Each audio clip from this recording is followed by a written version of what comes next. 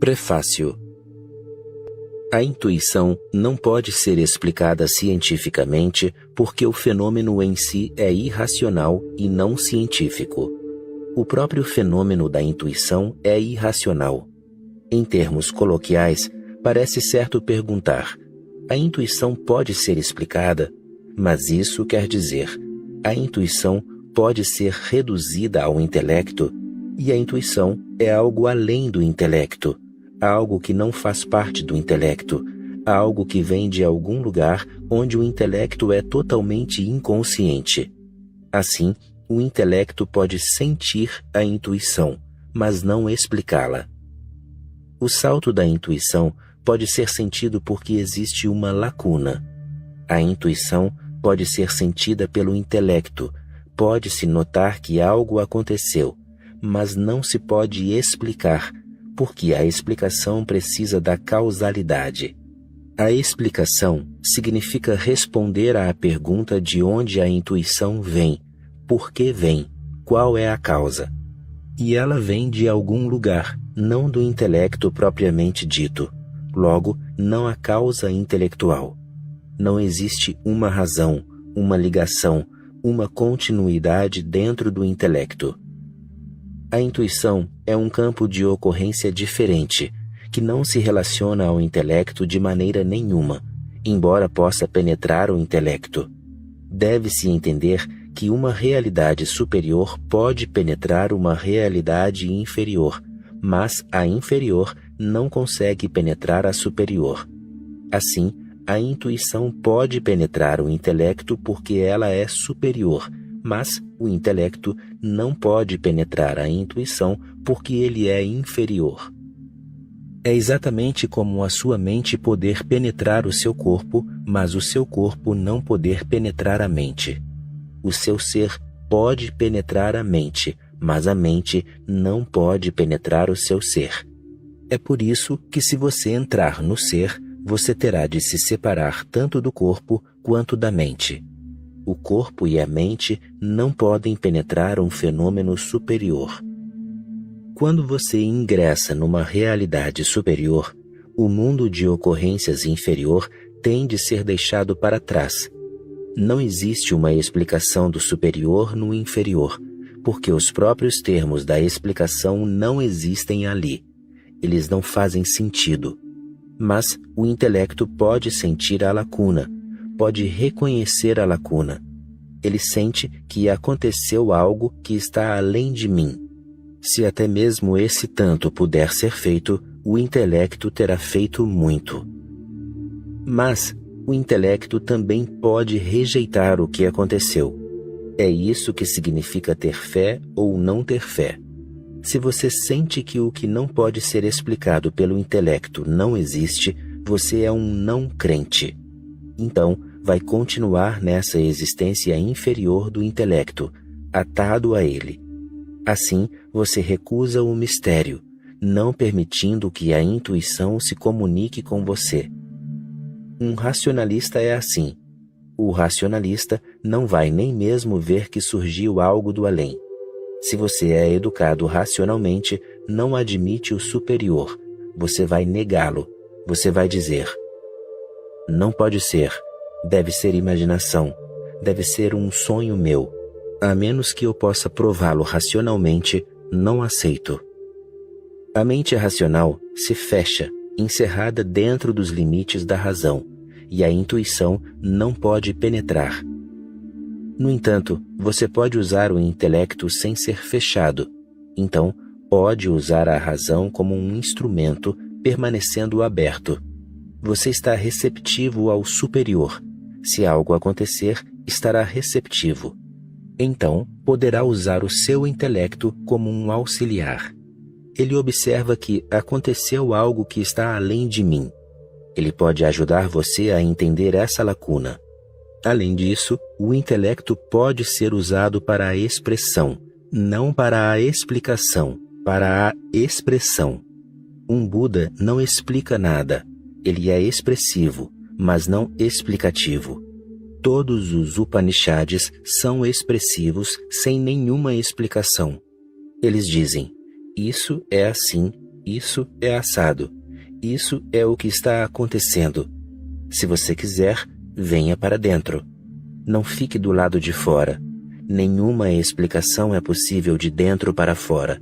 Portanto, venha para dentro. Torne-se um integrante do grupo.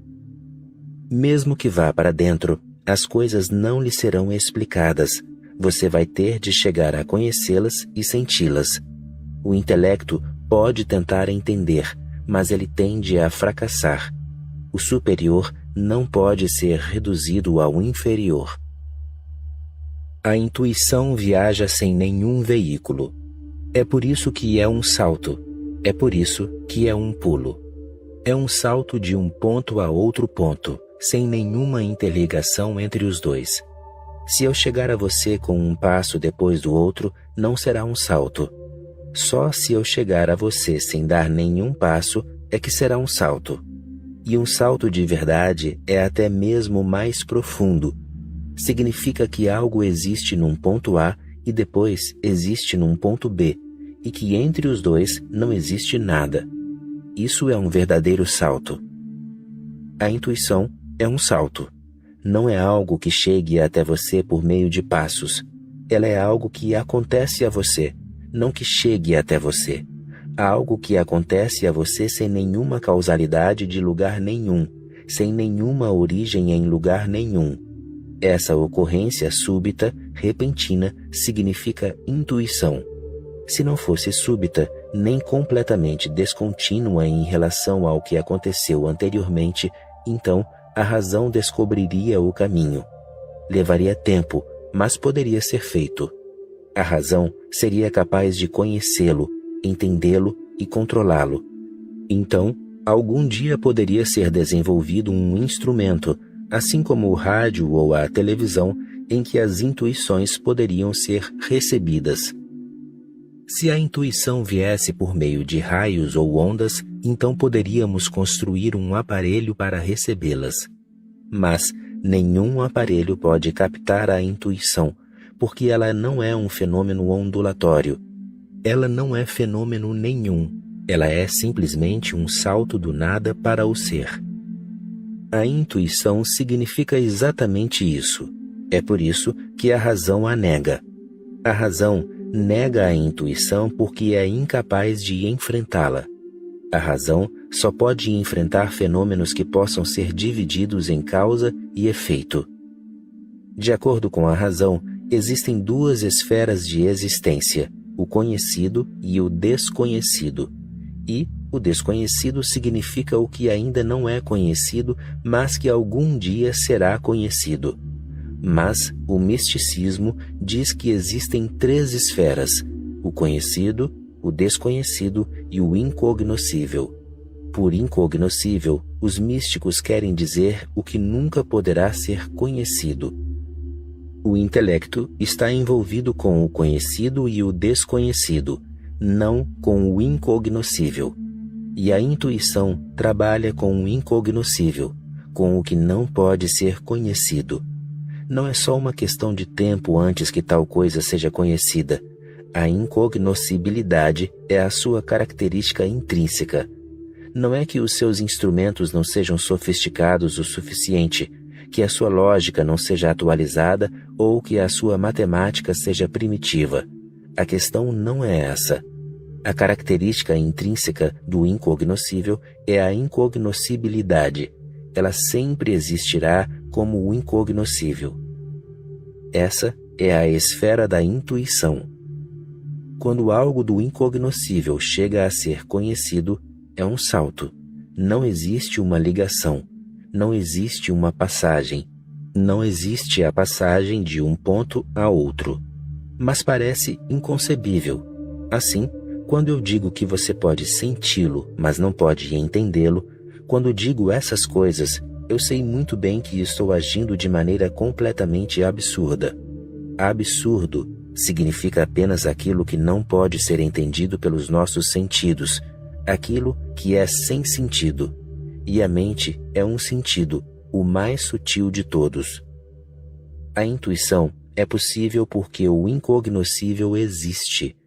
A ciência nega a existência do divino porque afirma: só existe uma divisão, o conhecido e o desconhecido. Se existe algum Deus, vamos descobri-lo por meio de métodos de laboratório. Se ele existe, a ciência vai descobri-lo. Os místicos, por outro lado, afirmam: não importa o que você faça, alguma coisa no próprio fundamento da existência vai permanecer incognoscível, um mistério. E se os místicos não estiverem certos, então eu acho que a ciência irá destruir todo o significado da vida. Se não existir mistério, todo o significado da vida será destruído e toda a beleza será destruída. O incognoscível é a beleza, o significado, a aspiração, a meta. Por causa do incognoscível, a vida significa alguma coisa. Quando tudo for conhecido, então tudo estará esclarecido, nivelado, monótono. Você ficará saciado, entediado. O incognoscível é o segredo. Ele é a vida em si. Eu vou dizer o seguinte: a razão é um esforço para conhecer o desconhecido, e a intuição é a ocorrência do incognoscível. Penetrar o incognoscível é possível, mas explicá-lo, não. A percepção é possível, a explicação não é. Quanto mais você tenta explicá-la, mais bloqueado você se torna. Portanto, não tente. Deixe a razão atuar em seu próprio campo, mas lembre-se sempre de que existem esferas mais profundas. Existem razões mais profundas que a razão não pode entender. Razões superiores que a razão é incapaz de conceber. Parte 1. Mapas. Quando o corpo funciona espontaneamente, isso é chamado de instinto. Quando a alma funciona espontaneamente, isso é chamado de intuição. Instinto e intuição se parecem e, ainda assim, uma grande distância os separa. O instinto é do corpo, o denso, e a intuição é da alma, o sutil. E entre os dois está a mente, a especialista, que nunca funciona espontaneamente. Mente significa conhecimento. O conhecimento nunca poderá ser espontâneo. O instinto é mais profundo do que o intelecto e a intuição é superior ao intelecto. Ambos estão além do intelecto e ambos são bons. Capítulo 1. Cabeça, coração e ser. A sua individualidade pode ser dividida, apenas com a finalidade de ser compreendida. Do contrário, não existe divisão. Ela é uma unidade independente, integral, cabeça, coração e ser. O intelecto é o funcionamento da cabeça, o instinto é o funcionamento do corpo e a intuição é o funcionamento do coração. E por trás desses três encontra-se o seu ser, cuja única característica é a de testemunhar. A cabeça apenas pensa, daí porque ela nunca chega a nenhuma conclusão. Ela é verbal, linguística, lógica, mas, por ela não ter raízes na realidade, milhares de anos de pensamento filosófico não nos deram uma única conclusão. A filosofia tem sido o maior exercício da futilidade. O intelecto é muito esperto para criar perguntas e, em seguida, criar respostas, e então, dessas respostas, mais perguntas e mais respostas. Ele pode fazer palácios de palavras, conjuntos de teorias, mas tudo isso simplesmente não passa de asneiras. O corpo não pode confiar no intelecto, porque o corpo tem de viver. É por isso que todas as funções essenciais do corpo estão nas mãos do instinto. Por exemplo, a respiração, os batimentos cardíacos, a digestão dos alimentos, a circulação do sangue. 1001 processos se desenvolvem dentro do seu corpo, nos quais você não tem participação nenhuma. E é bom que a natureza tenha dado ao corpo uma sabedoria própria. Do contrário, se o intelecto tivesse de tomar conta do corpo, a vida seria impossível. Porque, às vezes, você poderia se esquecer de respirar. À noite, pelo menos, como você iria respirar enquanto estivesse dormindo? Você já está muito confuso apenas com os pensamentos. Nessa confusão, quem cuidaria da circulação sanguínea, preocupando-se se a quantidade certa de oxigênio atingiria as suas células ou não? Se o alimento que você ingere seria decomposto em seus constituintes básicos e se esses constituintes seriam enviados aos locais necessários. E toda essa imensa quantidade de trabalho é feita por instinto. Você não é necessário. Você pode permanecer em coma, ainda assim o corpo vai continuar funcionando. A natureza deixou todas as funções essenciais do corpo ao instinto, assim como deixou também tudo o que dá sentido à vida, porque simplesmente existir, simplesmente sobreviver, não faz sentido nenhum. Para dar sentido à sua vida, a existência deu a intuição ao seu coração. Da intuição surge a possibilidade da arte, da estética, do amor, da amizade. Todos os tipos de criatividade são intuitivos. Mas o mercado não precisa da sua intuição. Ele não negocia com o amor, com as suas sensibilidades. Ele se ocupa das coisas mais concretas e mundanas. Por isso, o seu intelecto, que é a parte mais superficial, funciona. O intelecto é para a vida mundana, com os outros no mercado, no mundo, para capacitar você a funcionar. Ele é a matemática, a geografia, a história, a química. Todas as ciências e todas as tecnologias são criadas pelo intelecto. A sua lógica e a sua geometria são úteis, mas o intelecto é cego. Ele simplesmente continua criando coisas, mas não sabe se elas estão sendo usadas para a destruição ou para a criação. Uma guerra nuclear será uma guerra criada pelo intelecto. O intelecto tem a sua utilidade, mas por alguma infelicidade ele se tornou o senhor de todo o seu ser. Isso criou imensos problemas no mundo. O Senhor está oculto atrás destes três: corpo, mente, coração. O Senhor está oculto atrás desses três. Esse é o seu ser. Mas você nunca vai para dentro de si. Todas as suas vias dão para fora. Todos os seus sentidos estão voltados para fora. Todas as suas conquistas estão lá fora, no mundo. O intelecto é útil no mundo e todos os seus sistemas educacionais são técnicas para evitar o coração e tirar a sua energia diretamente da cabeça. O coração pode criar problemas para a cabeça. O coração não conhece nada de lógica. O coração tem um centro de funcionamento totalmente diferente, e esse é a intuição.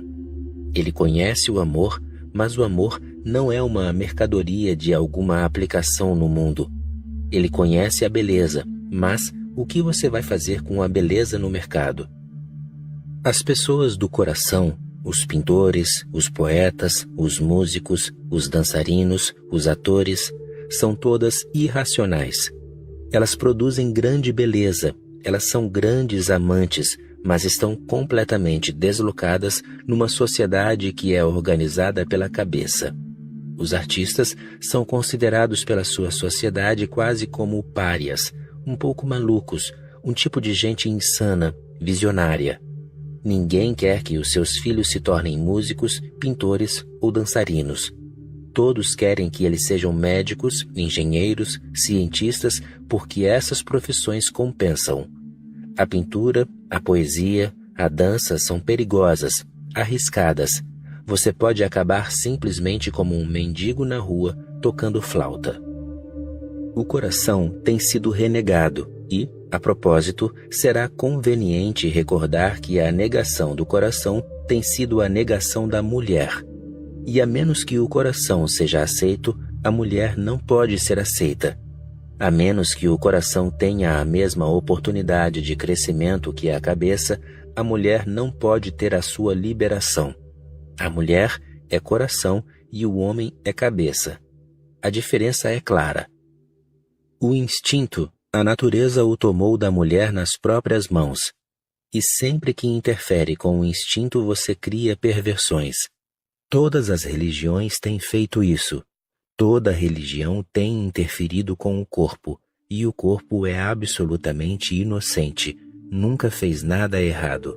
Se você aceitar o corpo em sua absoluta naturalidade, ele irá ajudá-lo tremendamente. Ele ajudará o seu coração, alimentará o seu coração. Ele ajudará a sua inteligência a se tornar mais afiada, porque o alimento para o intelecto vem do corpo, o alimento do coração vem do corpo. E, se a sua cabeça, o seu coração e o seu corpo estiverem todos numa sinfonia, então encontrar o seu ser será a coisa mais fácil do mundo. Mas porque eles estão em conflito, toda a sua vida continua a ser desperdiçada nesse conflito entre o instinto, o intelecto e a intuição. Uma pessoa sensata, sábia, é aquela que cria uma harmonia entre a cabeça, o coração e o corpo. Nessa harmonia se chega à revelação da fonte da própria vida, o verdadeiro centro, a alma. E esse é o maior êxtase possível, não só para os seres humanos como nesse universo inteiro. Nada mais é possível. Eu não sou contra nada. Estou apenas contra a desarmonia, e porque a sua cabeça está criando a situação mais desarmoniosa, eu quero que a sua cabeça seja colocada em seu lugar certo. Ela é um servo, não um senhor. Como servo, ela é ótima, muito útil. Um leiteiro de Dublin acabara de fazer as suas entregas. Então parou o cavalo e a carroça na porta do bar e entrou para tomar uma bebida. Depois de 1 hora, refeito, ele saiu e encontrou seu cavalo pintado de verde claro. Com muita raiva, voltou para dentro do bar e perguntou: "Quem de vocês pintou o meu cavalo de verde?" Um gigante irlandês de uns 2 metros de altura levantou-se e, inclinando-se sobre ele, declarou: "Fui eu. Quer fazer alguma coisa a respeito disso?" O leiteiro deu uma risadinha amarela e respondeu: "Eu só vim lhe dizer que a primeira demão já secou." O intelecto é muito útil. Existem situações em que você vai precisar do intelecto, mas apenas como um servo, não como o Senhor. Capítulo 2. Passado, presente e futuro. Você tem um passado, você tem um presente e você tem um futuro. O instinto é o que pertence ao seu passado animal. Ele é muito velho, muito sólido. É a herança de milhões de anos. E quando digo que ele é animalesco, não o estou condenando. A palavra animal, os sacerdotes de todas as religiões associaram a alguma condenação, mas eu estou simplesmente afirmando um fato, sem nenhuma espécie de condenação. O nosso passado foi um passado animal. Nós passamos por todos os tipos de animais. A nossa evolução ocorreu desde o peixe até o homem, passando por todas as espécies de animais. Foi uma jornada muito longa até chegar à humanidade. O intelecto é humano. Ele é o nosso presente. É assim que funcionamos, por intermédio do intelecto. Todas as nossas ciências, todos os nossos negócios, todas as nossas profissões, tudo o que está acontecendo no mundo, a nossa política, a nossa religião, a nossa filosofia, tudo se baseia no intelecto. O intelecto é humano. O instinto é quase infalível, porque ele é muito velho, muito maduro, muito experiente. Os seus olhos estão piscando. Isso é culpa sua? Eles continuam fazendo tudo por si mesmos. Isso é instinto. O seu coração está batendo, a sua respiração entra e sai, não depende do seu intelecto cuidar de todas essas funções essenciais à vida. Elas estão nas mãos do instinto, porque o instinto é absolutamente infalível. Ele nunca se esquece de respirar, ele nunca se esquece de nada. O intelecto é muito falível porque ele é muito novo, uma conquista recente. Ele está simplesmente tateando no escuro, ainda tentando descobrir o que é e qual é o seu lugar. E porque ele não tem raízes na experiência, ele substitui a experiência por crenças, filosofias e ideologias. Estas se tornam o foco do intelecto.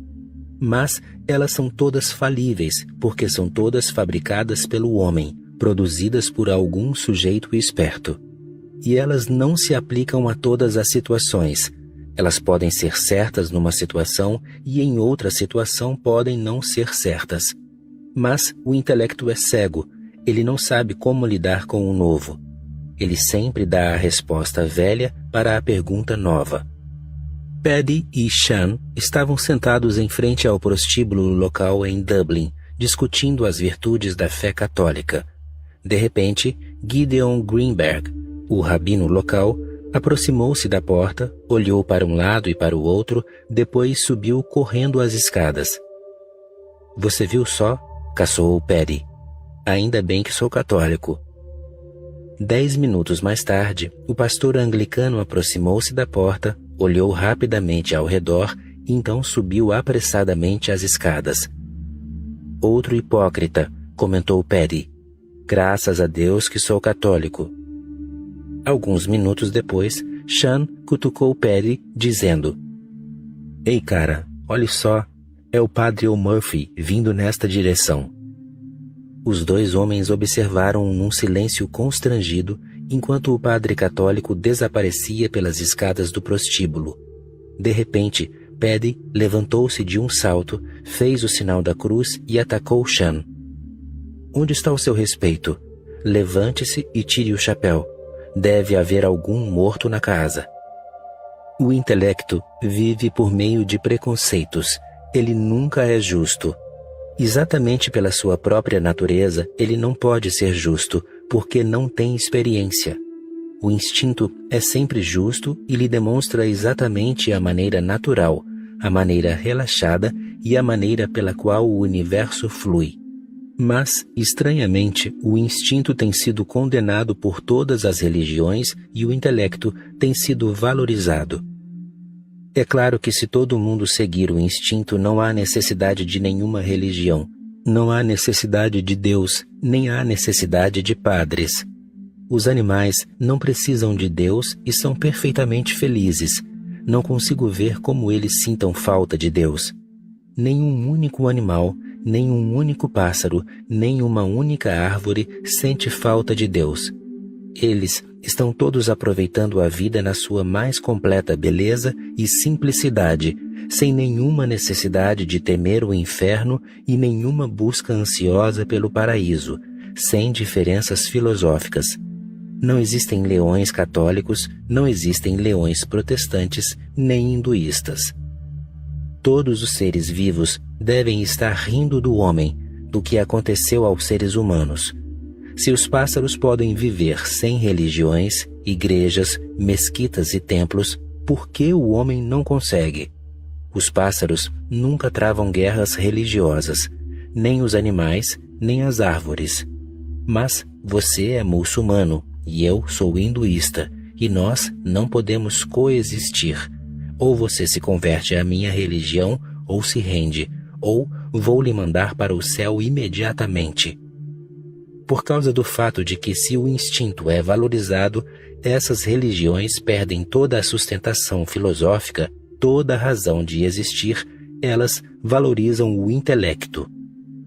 E a terceira coisa, que é o seu futuro, é a intuição. Então, essas 3 palavras têm de ser entendidas. O instinto é físico.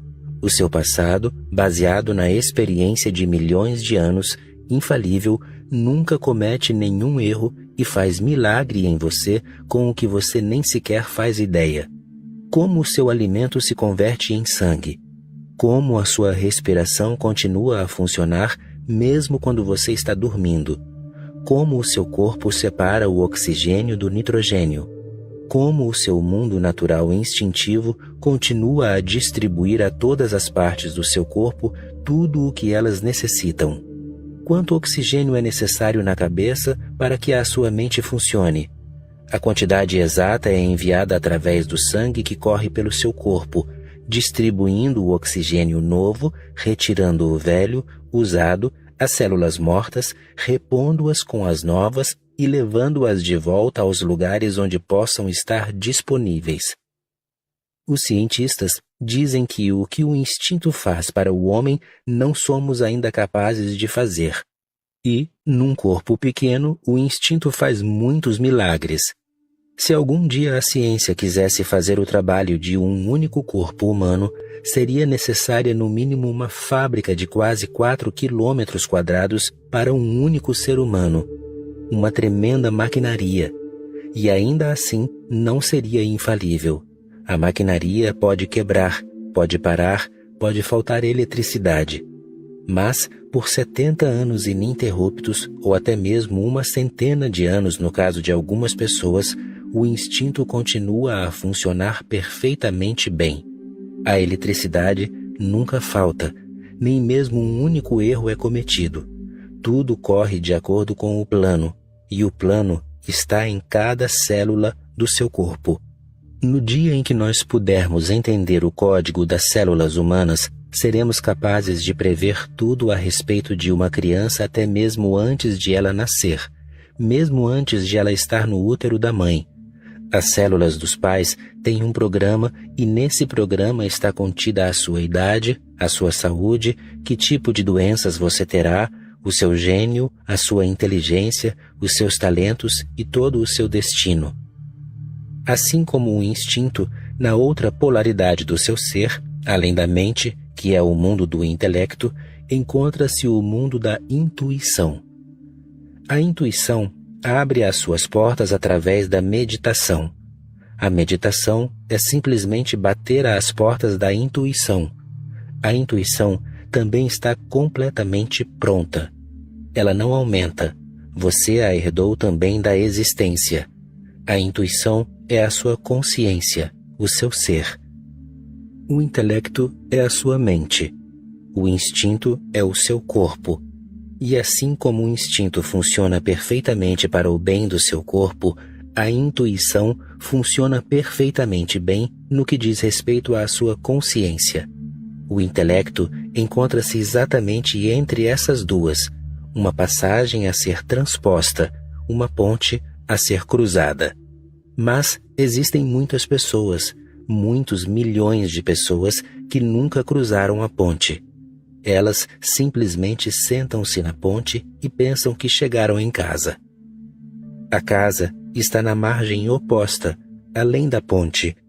A ponte une instinto e intuição, mas tudo depende de você. Você pode começar a fazer uma casa na ponte, então terá se extraviado. O intelecto não vai ser a sua casa. Ele é um instrumento muito pequeno, para ser usado apenas para passar do instinto para a intuição. Assim, apenas a pessoa que usa o intelecto para ir além dele pode ser chamada de inteligente. A intuição é existencial. O instinto é natural. O intelecto está apenas tateando no escuro. Quanto mais rápido você ultrapassa o intelecto, melhor. O intelecto pode ser uma barreira aos que pensam que não existe nada além dele. O intelecto pode ser uma passagem magnífica para aqueles que entendem que existe com certeza alguma coisa além dele. A ciência parou no intelecto. É por isso que ela não pode descobrir nada sobre a consciência. O intelecto sem a sua intuição desperta é uma das coisas mais perigosas do mundo. E nós estamos vivendo sob os perigos do intelecto porque o intelecto deu à ciência um poder imenso. Mas o poder está nas mãos das crianças, não nas mãos das pessoas sábias, sensatas. A intuição torna o homem sensato. chame-a iluminação, chame-a despertar. Esses são simplesmente nomes diferentes para a sabedoria. Apenas nas mãos da sabedoria, o intelecto pode ser usado como um servo formidável. E o instinto e a intuição funcionam juntos perfeitamente bem. Um no nível físico, outra no nível espiritual. Todo o problema da humanidade está em ficar presa no meio, na mente, no intelecto. Então, você tem o sofrimento, a ansiedade, a agonia, a falta de sentido e todos os tipos de tensão sem nenhuma solução que possa ser encontrada para onde quer que se olhe. O intelecto torna tudo um problema e não conhece nenhuma solução. O instinto nunca cria nenhum problema e não precisa de nenhuma solução. Ele simplesmente funciona naturalmente. A intuição é solução pura, não tem problemas. O intelecto é apenas problemas, ele não tem solução. Se você enxerga corretamente a divisão, é muito simples entender. A menos que o instinto esteja disponível, você estará morto. E a menos que a intuição esteja disponível, a sua vida não terá significado. Você apenas se arrasta. É uma espécie de vida vegetativa. A intuição traz significado, esplendor, alegria, bênçãos. A intuição lhe proporciona os segredos da existência, lhe proporciona um tremendo silêncio e uma serenidade que não podem ser perturbados e que não podem ser tirados de você. Com o instinto e a intuição funcionando juntos, você também pode usar o intelecto para as finalidades certas. De outra maneira, você tem apenas meios, mas não fins. O intelecto não faz ideia de nenhum fim. Isso é o que criou a situação atual do mundo. A ciência continua produzindo coisas, mas não sabe por quê. Os políticos continuam usando essas coisas sem saber que elas são destrutivas, que elas estão preparando o suicídio global. O mundo precisa de uma enorme rebelião que poderá levá-lo além do intelecto para os silêncios da intuição. A própria palavra intuição tem de ser entendida. De acordo com o significado etimológico, intuição significa algo que surge dentro do seu ser, é o seu potencial. A sabedoria nunca é tomada emprestada, e o que é tomado emprestado nunca é sabedoria. A menos que você tenha a sua própria sabedoria, a sua própria visão, a sua própria clareza, os seus próprios olhos para ver, você não será capaz de entender o mistério da existência.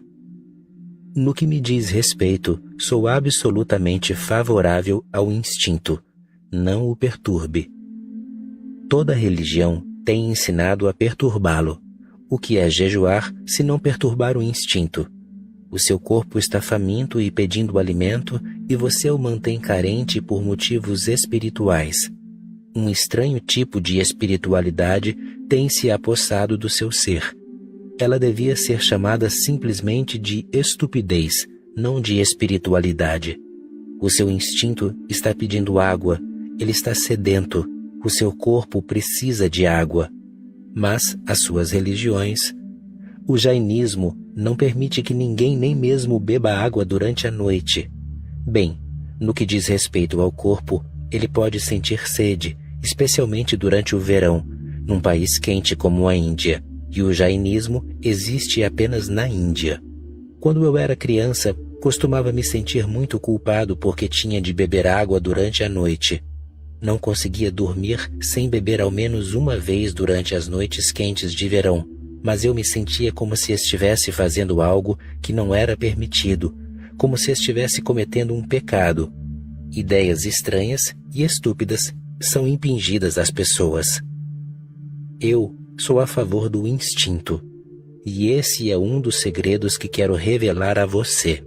Se você for totalmente a favor do instinto, será muito fácil encontrar o caminho para a intuição, porque os dois são a mesma coisa, muito embora atuem em níveis diferentes. Um atua no nível material, a outra funciona no nível espiritual. Aceitar a sua vida instintiva com absoluta alegria, sem nenhuma culpa, ajudará você a abrir as portas da intuição, porque o instinto e a intuição não são diferentes, apenas os seus planos são diferentes. E assim como o instinto funciona admiravelmente, em silêncio, sem nenhum ruído, também a intuição age da mesma forma, e até mais silenciosamente, de uma maneira muito mais admirável. O intelecto é uma perturbação, mas depende de nós querermos torná-lo uma perturbação ou usá-lo como um degrau. Quando você se depara com uma pedra na rua, você pode considerá-la como um obstáculo ou usá-la como um degrau para um plano superior. Aqueles que realmente entendem usam o intelecto como um degrau, mas as massas estão sob o controle das religiões que lhes ensinam: usem o seu intelecto como uma força de repressão ao instinto. As religiões estão ocupadas em lutar contra o instinto e se esquecem de tudo o que diz respeito à intuição. As religiões canalizam toda a energia de que dispõem para a luta contra a sua força vital. E, quando você luta continuamente contra o instinto, um monge jainista deve permanecer nu durante todo o ano, mesmo nos meses de inverno, mesmo durante as noites frias. Ele não pode usar um cobertor, ele não pode usar um lençol, não pode usar nada para cobrir o corpo de dia ou de noite. Ele tem de jejuar. Quanto mais ele jejuar, mais santo ele se torna aos olhos do mesmo tipo de pessoas condicionadas. 30 dias, 40 dias, isso é lutar contra o corpo. Isso é dominar o corpo e a matéria. Isso é o espírito dominando o corpo. É a mesma situação em todas as religiões, com diferentes superstições. Elas convertem a energia do intelecto contra o instinto, e isso elimina todas as possibilidades de que a flor da intuição desabroche. A intuição é a rosa mística que levará você ao êxtase supremo e à vida imortal. Mas as pessoas parecem estar absolutamente nas mãos do passado morto.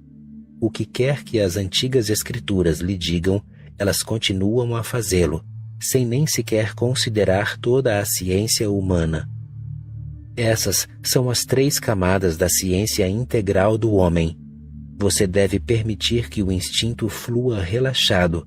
Nunca o perturbe com o intelecto por motivo nenhum. E o intelecto deve ser usado como uma abertura para a intuição. Simplesmente, ele tem de abrir caminho para que a intuição assuma o controle da sua vida. Então, a sua vida será uma vida de imensa luz, de iluminação. Ela se tornará uma festa constante.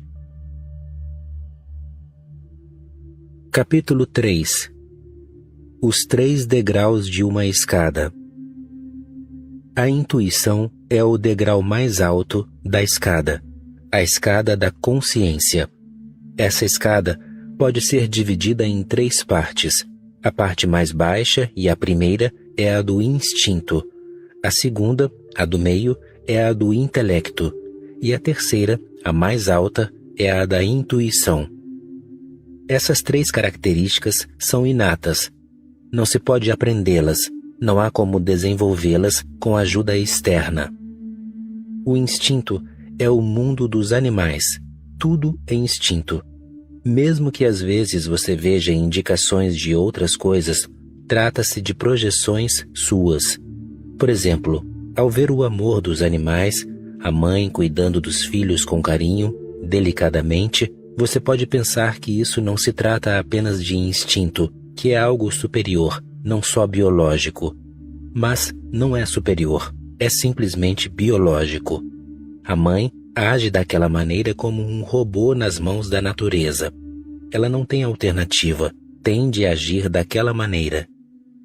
Entre muitos animais, o pai não tem um instinto de paternidade. Ao contrário, muitos chegam a matar os próprios filhos para comê-los. Por exemplo, entre os crocodilos, a vida dos filhos corre um imenso perigo. A mãe é protetora e luta pela vida dos filhos, mas o pai apenas quer ter um bom desjejum. O pai não tem instinto de paternidade. Na verdade, o pai é uma instituição humana. A mãe crocodilo tem de manter os filhos na boca para protegê-los do pai. Ela tem uma boca grande. Todas as mulheres têm boca grande e consegue manter quase 1 dúzia de filhos na boca.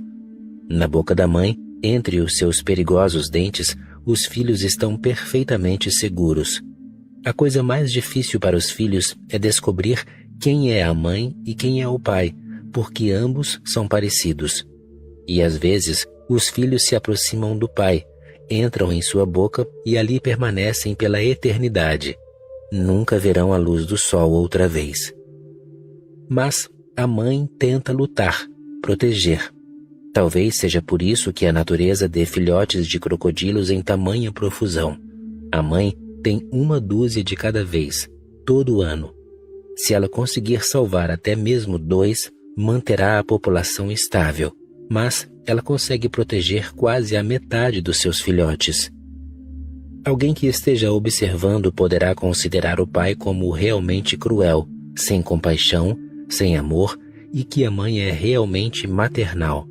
Mas esse observador estará apenas protegendo as próprias ideias. A mãe protege os filhotes não por algum motivo de consciência. Está nos hormônios dela protegê-los, e o pai não tem nada que ver com esses hormônios. Caso lhe injetem esses hormônios, ele vai parar de matar os próprios filhos.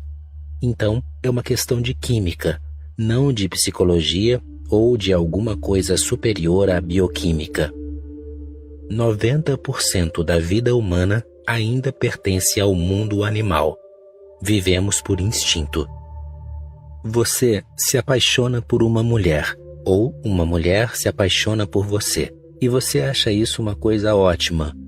Não é ótimo. É simples fascinação ou cegueira instintiva. Trata-se dos hormônios sendo atraídos pelos hormônios opostos. Você é apenas um joguete nas mãos da natureza. Nenhum animal se importa com as delicadezas e as sutilezas do amor, mas o homem acha que ser apenas instintivo é ofensivo, humilhante. O seu amor é apenas bioquímica? O seu amor é poesia, o seu amor é arte, o seu amor é filosofia. Mas bioquímica? Parece como se você tivesse vergonha da sua biologia, da sua composição química, da sua natureza. Mas não é assim que se deve entender. Você tem de entender exatamente o que é o que. As distinções devem ficar claras. Do contrário, você vai ficar sempre confuso. O seu ego vai continuar fazendo você projetar o mais alto possível coisas que não têm nada a ver com algo superior ao extrato mais inferior.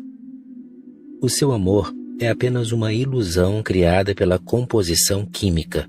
Pense no seguinte: se a ideia romântica do amor for deixada de lado, então não acho que algum homem ou mulher seria capaz de suportar o sexo e o absurdo que ele é. Ele pareceria algo estúpido. Simplesmente deixe de lado a ideia romântica e pense em termos lógicos de biologia e química. Então, o seu sexo vai fazer você se sentir envergonhado. Não há nada nele de que se gabar. Simplesmente imagine-se fazendo amor com um homem ou uma mulher sem nenhum romance, sem nenhuma poesia. Nada de Omar Khayyam, nada de Shelley, nada de Byron. Simplesmente como um processo de reprodução, porque a natureza quer se procriar por seu intermédio, porque a natureza sabe que você vai morrer. Você não é permanente. Antes de você morrer, a natureza quer que a vida continue. Mas o homem não pode encarar o sexo a menos que ele tenha algo de romântico. Então, ele criou uma grande cortina de fumaça ao redor do sexo, a qual chama de amor. Ele finge, até mesmo acredita, que seja amor, mas observe com mais cuidado. Você está interessado numa mulher ou num homem. O instinto natural na mulher é praticar o esconde-esconde. É muito estranho que em todas as culturas, em todo o mundo, as crianças adotem 2 brincadeiras sem falta. As suas religiões são diferentes, as suas culturas são diferentes, as suas raças são diferentes, as suas sociedades, as suas línguas. Tudo é diferente, mas em tudo o que se refere a essas duas brincadeiras, sejam elas nascidas na África, na China, na América ou na Índia, não faz diferença. Uma delas é a brincadeira de esconde-esconde. É estranho que em todo o mundo nem uma única cultura existiu sobre a Terra sem que as crianças tivessem deixado de brincar de esconde-esconde. Parece alguma coisa que ver com o instinto, como se elas estivessem se preparando para uma brincadeira maior de esconde-esconde. Aquilo seria apenas um ensaio, e então, pelo resto da vida, o jogo continua. A mulher é sempre aquela que tenta se esconder, e o homem é sempre o macho que procura. Para ele, procurar é um desafio. Quanto mais a mulher se esconde, mais ele é desafiado e se excita. No entanto, todas as crianças, em todo o mundo, brincam de esconde-esconde. Ninguém as ensina. Então, como essa brincadeira se tornou universal? Deve ser algo que brota da sua natureza interior, uma necessidade de procurar, de buscar, um desafio. Essas coisas acontecem naturalmente. Ninguém decide essas coisas. Elas fazem parte da sua natureza biológica. Mas a natureza tem sido sábia o bastante para lhe dar a ilusão do amor. De outra maneira, apenas com a finalidade da reprodução, para que a vida continue, você não faria todos aqueles exercícios e as 84 posições sexuais que o Vatsyayana prescreve. Estranhas, horríveis, estúpidas. Se você descartasse o amor, então o sexo puro pareceria realmente muito animalesco. Esse é um dos problemas que a humanidade tem enfrentado durante toda a sua existência e ainda vem enfrentando. Só se pode esperar que no futuro possamos torná-lo mais digerível. O homem continua procurando, persuadindo, escrevendo cartas de amor, enviando presentes e fazendo de tudo ao seu alcance, mas assim que o seu sexo é satisfeito, ele começa a se mostrar desinteressado. Bem, não é algo que ele faça conscientemente. Ele não quer magoar, especialmente a pessoa amada. Ele não pretende magoar. Mas esse é o comportamento da biologia. Todo aquele romance e todo o amor eram apenas cortina de fumaça em que a natureza tentava esconder a atividade sexual, a qual em si mesma tem uma aparência feia. Assim, ela procura encobri-la com uma aparência agradável, bonita. No entanto, tão logo o trabalho da natureza é feito por seu intermédio, toda aquela fumaça desaparece. O instinto só conhece o sexo. O amor é apenas uma cobertura adocicada sobre uma pílula amarga só para ajudar você a engoli-la. Não vá mantê-la na sua boca, do contrário, não será capaz de engoli-la. Em pouco tempo, a tênue cobertura de açúcar terá se desmanchado e você acabará cuspindo a pílula fora. Daí, por que os amantes têm tanta pressa em fazer amor? Qual é a pressa? Por que eles não podem esperar? O açúcar é muito fino e eles têm medo de que, se ficar muito tarde, o açúcar possa se dissolver e então se revele todo o amargor, o verdadeiro amargor. O instinto não torna você humano, ele simplesmente mantém você um animal, de 2 pernas, mas ainda assim você é um animal. O segundo degrau, o intelecto, lhe dá alguma coisa que é superior à biologia, à química, à natureza animal. O intelecto também é inato, assim como a intuição, assim como o próprio instinto. Não há como aumentar a sua capacidade intelectual. O máximo que se pode fazer é atualizar todo o seu potencial, o que vai dar a impressão de que o seu intelecto terá crescido. A realidade é que a pessoa mais inteligente usa apenas 15% do seu potencial. A pessoa normal, vulgar, comum, usa apenas 6 a 7%. 85% da inteligência permanece sem ser usada até mesmo por um Albert Einstein ou um Bertrand Russell. Os 85% podem ser disponibilizados e será um crescimento enorme. Você vai pensar que certamente a sua inteligência aumentou, mas você simplesmente recuperou, reabilitou o que já possuía. Nós encontramos maneiras de ensinar o intelecto e aumentar a sua capacidade de memória. Todas as escolas, faculdades e universidades, todo o sistema educacional ao redor do mundo está fazendo apenas uma coisa: aguçando o intelecto. Mas surgiu um problema que não foi previsto pelos educadores. Quando o intelecto torna-se um pouco mais poderoso, ele começa a interferir no instinto. Então, tem início uma competição, uma luta pelo poder. O intelecto tenta dominar e, uma vez que tem a lógica do seu lado, a razão, a lógica, 1001 provas, consegue convencer você, até onde alcança o seu consciente, de que o instinto é algo maligno. É por isso que todas as religiões têm condenado o instinto. As religiões não passam de jogos intelectuais. O instinto faz parte do seu inconsciente e o intelecto faz parte do seu consciente. Mas o problema é que o consciente é apenas 1/10 do inconsciente.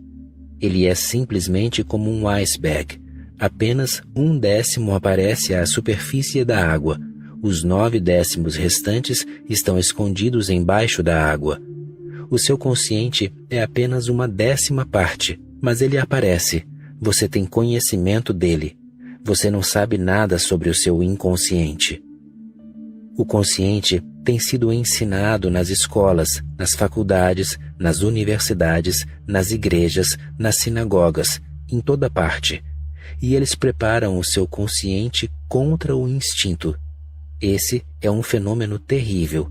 Estão tornando você antinatural contra si mesmo. Mas o inconsciente está sempre em silêncio. Ele está mergulhado na escuridão. Ele não está nem um pouco preocupado com o consciente. O que quer que você decida com o consciente pode simplesmente ser jogado fora pelo inconsciente a qualquer momento, porque ele é 9 vezes mais poderoso. Ele não se importa com a sua lógica, com o seu raciocínio, com nada. Não foi sem razão que até mesmo um homem como Gautama Buda foi contra permitir a iniciação de mulheres na sua comunidade. Ele queria que ela fosse uma comunidade puramente masculina, sem a presença das mulheres. Sou contra essa atitude dele, mas entendo os seus motivos. Seus motivos precisam ser levados em conta. Ele tinha consciência de que, com a presença das mulheres, o que aconteceria com o inconsciente dos homens? Era uma questão de psicologia, não de religião. Sigmund Freud, Jung, Adler são apenas pigmeus perante Gautama Buda. Parece desumano impedir as mulheres, mas, se você analisar a percepção dele, ficará surpreso. O homem tinha sólidos argumentos. O argumento não era a mulher. Ele não estava realmente dizendo para manter as mulheres de fora. Ele dizia: eu sei que vocês não conseguem vencer o seu inconsciente. Na verdade, não era uma condenação das mulheres, era uma condenação dos discípulos. Ele estava dizendo que, ao permitir a entrada das mulheres, seria criada uma situação em que o inconsciente começaria a dominar a todos. Ele tentou de todas as maneiras impedir que isso acontecesse. Ele disse aos seus monges que deviam caminhar olhando apenas 1 metro à frente dos pés, de modo a não ver o rosto das mulheres pelo caminho ou aonde quer que fossem. No máximo, eles poderiam vê-las à altura das pernas. Ele dizia aos seus monges: não toquem nas mulheres, não falem com as mulheres. Um de seus discípulos era insistente e perguntou: em algumas situações, por exemplo, uma mulher caiu na rua, doente ou morrendo, você quer que não falemos com ela, perguntemos aonde ela gostaria de ir? Você quer que não toquemos a mulher nem que a levemos para casa? Em raras situações como uma dessas, respondeu Buda, vocês podem, sim, tocá-la e falar com ela, mas prestem muita atenção. Não se esqueçam nunca de que se trata de uma mulher. Então, a insistência dele: prestem muita atenção, não se esqueçam nunca.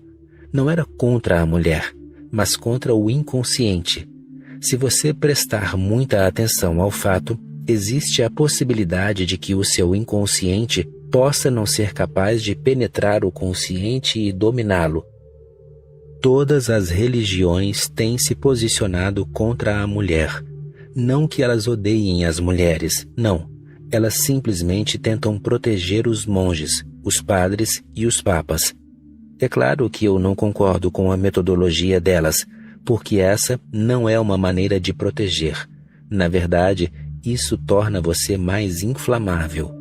Um monge que não tocou uma mulher, que não falou com uma mulher e que não faz a menor ideia da mulher, tem uma tendência maior a ser vítima do seu instinto do que um homem que convive com as mulheres, conversa com elas e fica mais à vontade entre elas.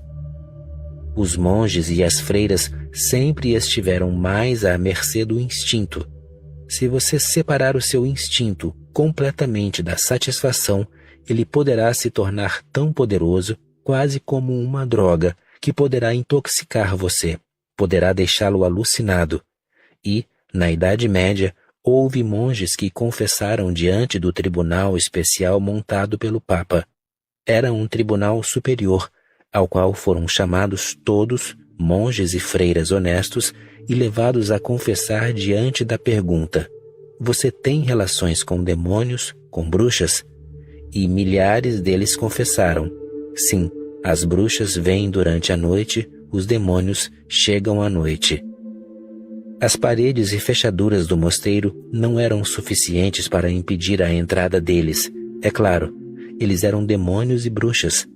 Os religiosos descreviam exatamente a aparência das bruxas, como se pareciam com demônios e como eram tentados sexualmente e eram incapazes de resistir. Essas freiras e monges foram queimados vivos de modo que se tornassem uma lição para os outros. Mas ninguém se incomodou de olhar. Nenhuma bruxa vem até você, mesmo que você mantenha a porta aberta. Nenhum demônio o procura. Por que esses demônios e bruxas procuravam apenas os católicos? Estranho. O que teriam os pobres católicos feito de errado? A razão é simples. Eles reprimiam tanto o sexo que este se tornava algo efervescente dentro do seu inconsciente. E quando eles iam dormir, os seus sonhos eram muito vivos, coloridos e realistas. Isso dependia das privações que sofriam. Experimente jejuar por 2 ou 3 dias e você vai ver. Toda noite você terá um banquete nos sonhos. E à medida que o jejum prossegue e o deixa mais faminto, o seu banquete se torna cada vez mais delicioso, perfumado, colorido, realista. Existe a possibilidade de que depois de 21 dias de jejum, você possa sonhar com o alimento com os olhos abertos, plenamente desperto.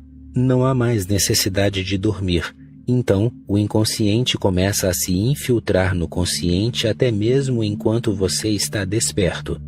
Muitas das freiras e monges admitiam que aquilo não acontecia apenas durante a noite. Durante o dia também os demônios e bruxas vinham visitá-los e fazer amor com eles. E eles eram incapazes de fazer alguma coisa. Isso estava simplesmente além da sua capacidade. Outras religiões fizeram a mesma coisa.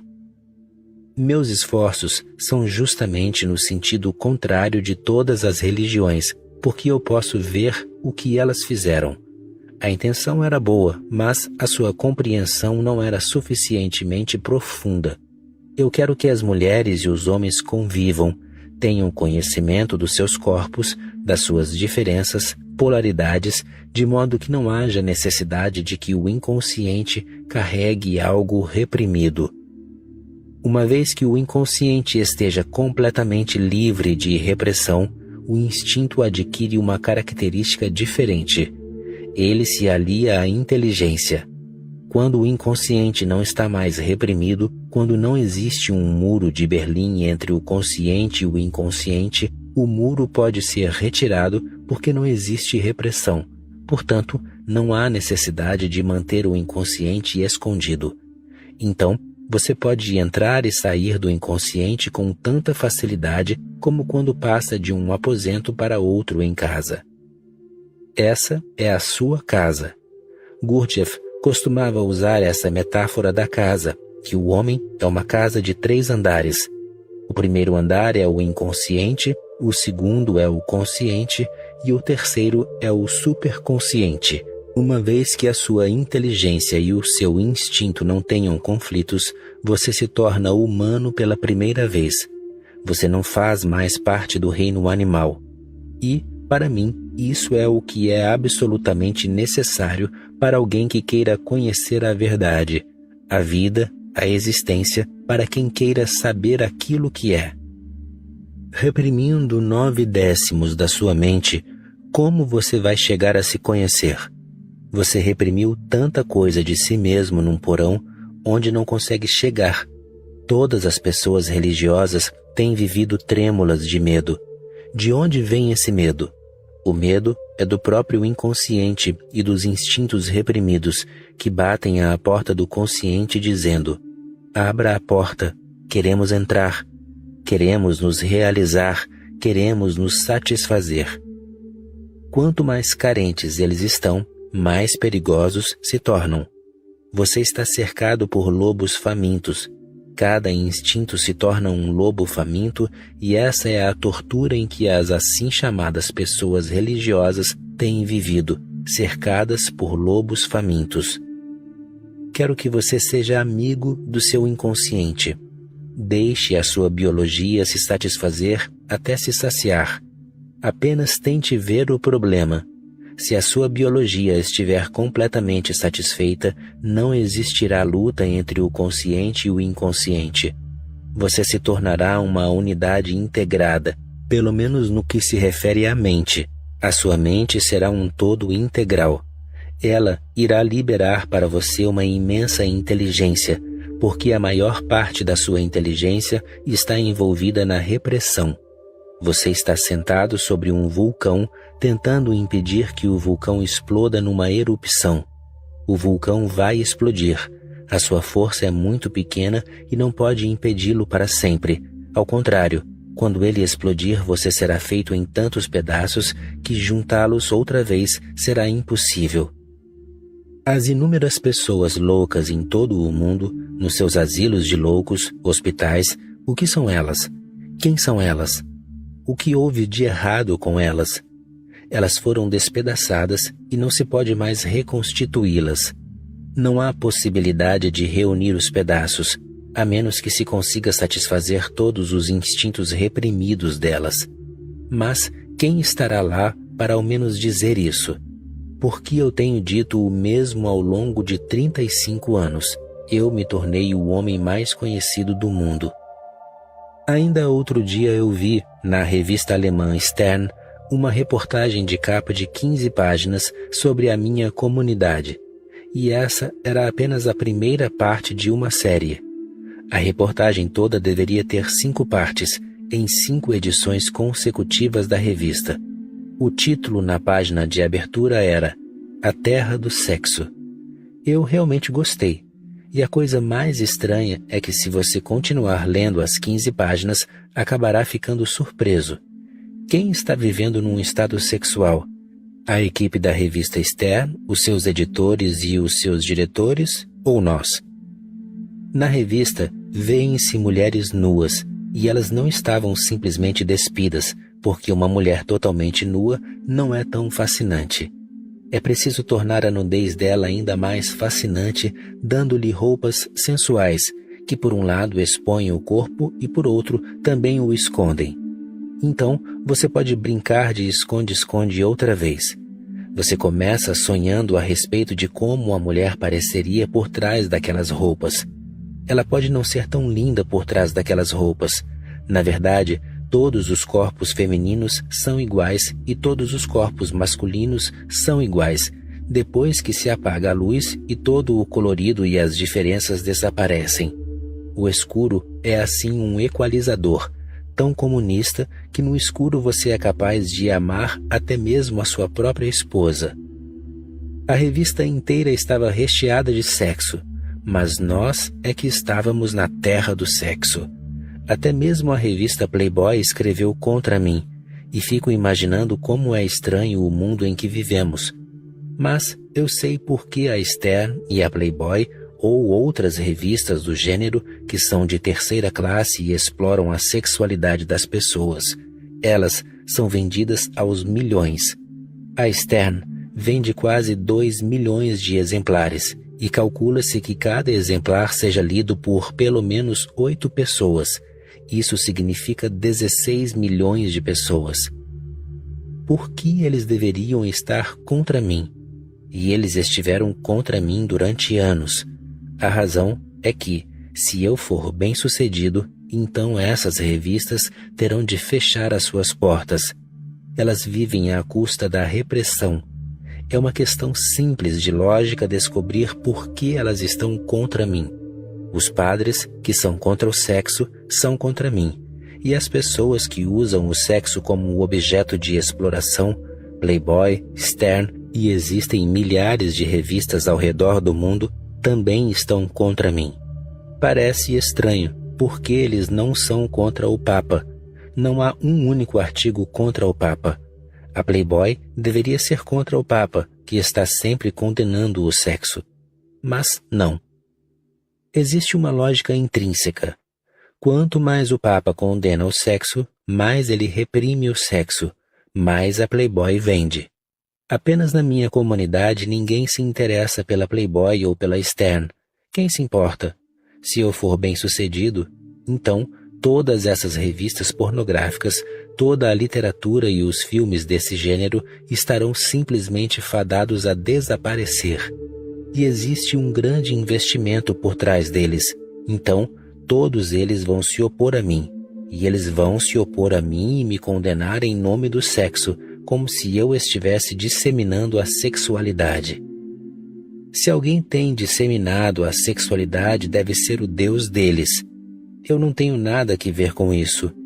Ele continua fazendo nascer crianças com os hormônios do sexo. Ele deveria parar com isso. Ele deveria dar ouvidos ao Papa. Mas essas revistas não estão contra Deus tampouco, porque ele lhes fornece todo o mercado. Os papas e os pornógrafos estão todos mancomunados numa profunda conspiração, e eles estão juntos contra mim porque eu estou simplesmente tentando acabar com o jogo. Esses dois tipos de pessoas exploram a repressão. Daí, é lógico ser contra mim de todas as maneiras. Ambos estão contra mim. Ao menos a Stern devia não estar contra mim se eu tivesse criado uma terra do sexo. Eles deveriam estar contentes e ser favoráveis. Mas não. Eles estão absolutamente irados. Eles podem até nem ter consciência do motivo pelo qual estão com raiva de mim. Eles podem estar fazendo isso de maneira absolutamente inconsciente, mas o inconsciente também tem as suas próprias razões. Reprima alguma coisa e ela se torna valiosa.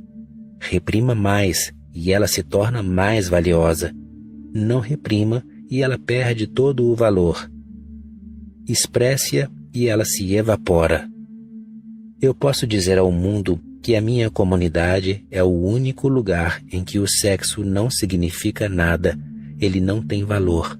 Ninguém se incomoda com ele, ninguém sonha com ele e ninguém fantasia a respeito dele.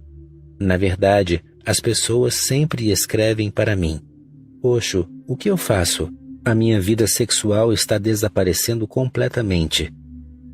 Eu digo: o que você faz? Deixe desaparecer. Você não precisa fazer nada. Esse é todo o nosso objetivo aqui. Ela deve desaparecer. Não faça nenhum esforço para fazê-la desaparecer, mas quando ela estiver desaparecendo, por favor, não faça nenhum esforço para impedi-lo. Diga adeus a ela. É ótimo que ela esteja desaparecendo. Mas o problema é que as pessoas pensam que quando o sexo está desaparecendo, talvez não reste mais nada, porque o sexo Era tudo o que as excitava, era o seu êxtase e a sua alegria. Não, realmente existem muito mais coisas à sua espera. Apenas deixe que o sexo desapareça de modo que a sua energia fique disponível para um tipo superior de excitação, um tipo superior de êxtase. Quando o seu inconsciente e o seu consciente se encontrarem, porque não há nada reprimido no inconsciente, e esse é o momento de encontro deles e da sua fusão, nesse exato momento, outra grande oportunidade se abrirá para você, porque você não estará mais envolvido com o inferior. Toda a sua energia estará disponível para o superior. Você está no meio, a mente consciente. Mas porque o inconsciente existe, você permanece ocupado em reprimi-lo, você continua reprimindo-o. Não é uma questão de que uma vez que o tenha reprimido, você acabou com ele. Você tem de reprimi-lo constantemente, porque ele se manifesta o tempo todo sem parar. É assim como bater uma bola. Você a atira e ela volta para você. Quanto mais forte você bater nela, maior será a força com que ela voltará para você. O mesmo acontece em relação aos instintos. Você os reprime e quanto mais energia dispensa para reprimi-los, mais energia eles vão ter na volta contra você. De onde eles tiram energia? É a sua energia. Mas quando você está completamente livre do inconsciente e dos envolvimentos dele, ele fica limpo e silencioso. Então toda a sua energia fica disponível. A energia tem um princípio fundamental. Ela não pode permanecer estática, ela tem de se mover. O movimento é a sua natureza. Não se trata de algo que você ponha num lugar e que permaneça ali. Não, ela tem de se mover. Ela é vida. Então, quando não existe motivo para se mover para baixo, só resta a ela um sentido para se mover, para cima. Não há mais para onde ir.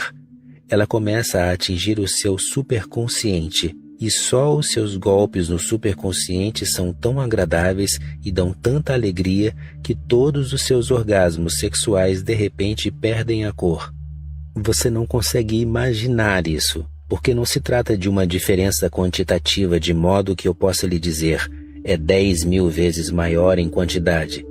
A diferença é de qualidade, portanto, não há como imaginar. Como compará-la ao seu orgasmo sexual? Mas essa é a única coisa na sua vida com a qual algo superior pode ser comparado. Quando a sua energia começa a atingir o mundo superior, do qual você nem sequer tinha consciência até então, ocorre um constante banho de alegria. O orgasmo sexual é tão momentâneo que no instante em que você sabe que ele ocorreu, ele já passou. Você só se lembra dele na memória. Você realmente não entende quando ele ocorre. Por causa dessa instantaneidade, você se torna cada vez mais viciado nele, porque você se lembra de que aconteceu algo grandioso. Então, vamos tentar de novo, Mas não há como. Antes de acontecer, você sabe que ele vem vindo porque os sinos começam a soar na sua cabeça. É realmente um sino que começa a soar na sua cabeça. Ele vem vindo. Você sabe que ele vem vindo. Você sabe que ele se foi.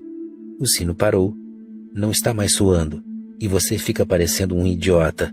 Entre o soar do sino e a interrupção, você fica parecendo um idiota. Talvez o homem se sinta mais envergonhado. É por isso que depois de fazer amor ele simplesmente vira para o lado e dorme. A mulher não fica tão envergonhada pela simples razão de que ela não é um parceiro assim tão ativo. O homem parece tolo porque ele é o parceiro ativo. Só a energia tocando o seu nível superior da consciência, o superconsciente, basta o toque e ocorre um banho de alegria que continua. Vagarosamente a energia continua atingindo e abre caminho para o centro da superconsciência. Você não precisa fazer nada. O seu trabalho terminou quando parou de reprimir e desimpediu o inconsciente. Então, você não tem nada a fazer. Então, Tudo o que tem de ser feito é feito pela sua energia. E quando você chega ao centro, uma nova faculdade começa a funcionar dentro de você, e essa é a intuição.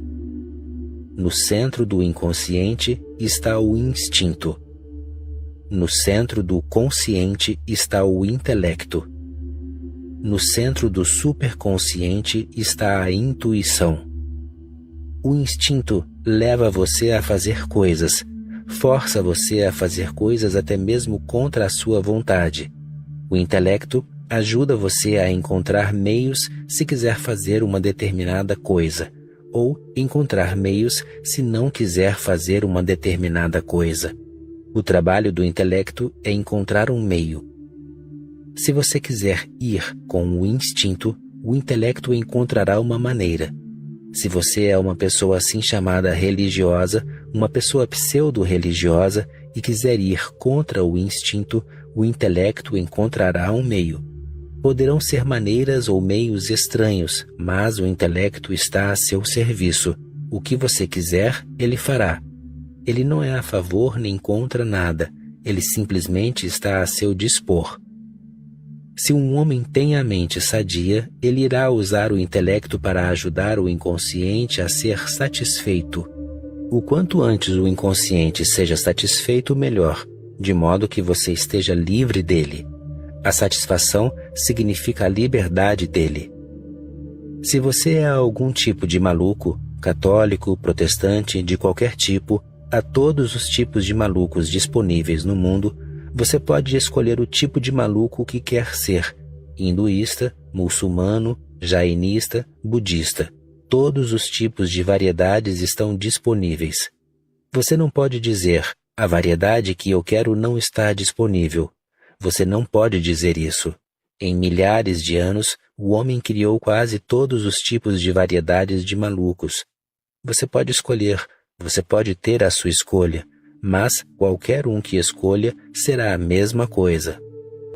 Ninguém lhe disse como usar o intelecto para satisfazer o seu inconsciente, a sua natureza, a sua biologia, a sua composição química. Todas elas são suas. O que importa se é a química, a biologia ou a fisiologia. Elas fazem parte de você e a natureza nunca dá nada sem razão. Satisfaça e a satisfação dela vai abrir caminho para o potencial superior. Todas as pessoas religiosas estão presas à parte mais inferior do ser delas. É por isso que elas parecem tão tristes e tão culpadas. Elas não podem se alegrar. Jesus continua dizendo para essas pessoas: rejubilem-se. E por outro lado, ele continua dizendo para elas: lembrem-se do inferno. Ele cria um dilema para as pessoas. Mostra-lhes o caminho do inferno. O caminho do inferno é satisfazer a sua natureza e o caminho do paraíso é ir contra a sua natureza. Mas ir contra a natureza cria o inferno aqui na Terra. Eu quero criar o paraíso aqui, agora. Por que adiar algo tão bom? As coisas que não merecem a sua atenção, você pode adiar, mas o paraíso... Eu não estou pronto para adiar o paraíso para amanhã ou para o próximo segundo. Você pode tê-lo aqui e agora. Tudo o que precisa é de um inconsciente limpo, desimpedido. Com ele satisfeito, contente, a biologia se acomoda, a química se acomoda e dá a você toda a energia que estava envolvida nesses planos. A energia dispara para cima por si mesma e para apenas no exato centro do seu superconsciente. E lá, a intuição começa a funcionar. O que é a intuição? A intuição é, num certo sentido, como o instinto. Em outro sentido, absolutamente diferente do instinto. Em certo sentido, como o intelecto, em outros sentidos, absolutamente contra o intelecto. Então, você terá de entender, porque é a coisa mais sutil que existe em você. A intuição é como um instinto, porque você não pode fazer nada quanto a ela. Ela faz parte da sua consciência, assim como o instinto faz parte do seu corpo. Você não pode fazer nada quanto ao seu instinto e não pode fazer nada quanto à sua intuição. Mas assim como você pode permitir que os seus instintos sejam satisfeitos, pode permitir e dar total liberdade para que a sua intuição seja satisfeita. E você ficará surpreso com os tipos de poderes que carrega dentro de si. A intuição pode lhe dar respostas para as questões supremas, não verbalmente, mas existencialmente. Você não precisa perguntar, isso é verdade? O instinto não vai ouvir, ele é surdo. O intelecto ouve, mas ele só pode filosofar. Ele é cego, ele não pode ver. A intuição é uma vidente, ela tem olhos, ela vê a verdade. Não é uma questão de pensar a respeito. O instinto e a intuição são ambos independentes de você. O instinto está na força da natureza inconsciente, e a intuição está nas mãos do universo superconsciente. A consciência que envolve todo o universo, a consciência oceânica de que não passamos de pequenas ilhas, ou melhor, icebergs, porque podemos nos fundir dentro desse oceano e nos unificar com ele. Em certo sentido, a intuição é exatamente oposta ao instinto. O instinto sempre conduz você ao outro. A satisfação dele é sempre dependente de alguma outra coisa que não você. A intuição conduz você apenas para si mesmo. Ela não tem dependência, não tem necessidade do outro. Daí a sua beleza, a sua liberdade e independência. A intuição é um estado exaltado de não necessitar de nada. Ela é tão cheia de si que não sobra espaço para mais nada. Num certo sentido, a intuição é como o intelecto, porque ela é inteligência. O intelecto e a inteligência são semelhantes ao menos na aparência, mas apenas na aparência. A pessoa intelectual não é necessariamente inteligente, e a pessoa inteligente não é necessariamente intelectual. Você pode encontrar um fazendeiro tão inteligente que até mesmo um grande professor, um grande intelectual, vai parecer um pigmeu na frente dele. Aconteceu na Rússia soviética, depois da Revolução, de terem mudado a cidade de Petrogrado para fazer dela uma nova cidade em homenagem a Lenin, Leningrado. Na frente do enorme, bonito e antigo castelo de Petrogrado havia uma grande rocha que os czares nunca pensaram em remover. Não havia necessidade. Então, vieram os carros e aquela rocha estava bloqueando a estrada. Teria de ser removida. Mas a rocha era tão bela que quiseram retirá-la e mantê-la como um memorial. Então, não quiseram destruí-la ou dinamitá-la. Mas todos os grandes engenheiros, tudo o que eles podiam pensar era dinamitá-la ou começar a cortá-la pedaço por pedaço e depois voltar a reunir os pedaços. Mas Lenin disse: isso não vai dar certo, não será a mesma coisa. A rocha é tão bela, foi por isso que os czares a mantiveram logo à frente do palácio. A essa altura, aproximou-se um homem, um pobre homem com o seu jumento. Ele parou lá ouvindo toda a discussão, então deu uma risada e começou a seguir em frente. Lenin o chamou. Espere, por que está rindo? O homem disse: é uma coisa tão simples. Não se precisa fazer muita coisa. Tudo o que vocês precisam fazer é cavar ao redor da rocha. Não precisam encostar na rocha. Basta cavar ao redor dela e ela vai se acomodar cada vez mais fundo no buraco. Vocês não vão perturbar a rocha. A rocha vai continuar no mesmo lugar, mas não estará impedindo a passagem de ninguém. Não há necessidade de dinamitá-la nem de destruí-la. Lenin disse aos seus engenheiros: vocês são grandes engenheiros e arquitetos, mas o que esse pobre camarada está dizendo é mais inteligente. E assim foi feito. A rocha foi salva e a estrada foi salva, mas a ideia veio de um homem pobre que não era ninguém. Eu tenho observado, conhecendo milhares de pessoas, que a maior parte dos intelectuais não são inteligentes porque eles não precisam ser inteligentes. O seu intelecto, o seu conhecimento é suficiente. Mas um homem que não tem conhecimento, não tem intelecto, nem educação, tem de buscar a inteligência dentro de si mesmo. Ele não pode olhar para fora. E porque ele tem de depender da inteligência, a inteligência começa a crescer. Assim, a intuição tem algo semelhante ao intelecto, mas não é intelectual. Ela é inteligência. O funcionamento do intelecto e o da inteligência são totalmente diferentes. O intelecto funciona por meio de etapas, passo a passo. Ele tem um procedimento, uma metodologia. Se você está fazendo uma pergunta sobre matemática, então há etapas a serem seguidas. Na Índia, há uma mulher, Shakuntala, que esteve em quase todas as universidades ao redor do mundo, exibindo a sua intuição. Ela não é uma matemática, não é nem mesmo muito instruída. Ela é formada apenas no colegial. Até mesmo quando Albert Einstein era vivo, ela deu uma demonstração para ele. E a demonstração dela foi estranha. Sentou-se com um giz na mão, na frente do quadro negro. As pessoas faziam-lhe qualquer tipo de pergunta sobre matemática ou aritmética e mal haviam terminado a pergunta, ela já começara a escrever a resposta. Albert Einstein deu um certificado para ela. Ela me mostrou o certificado quando eu estive em Madras, onde ela mora.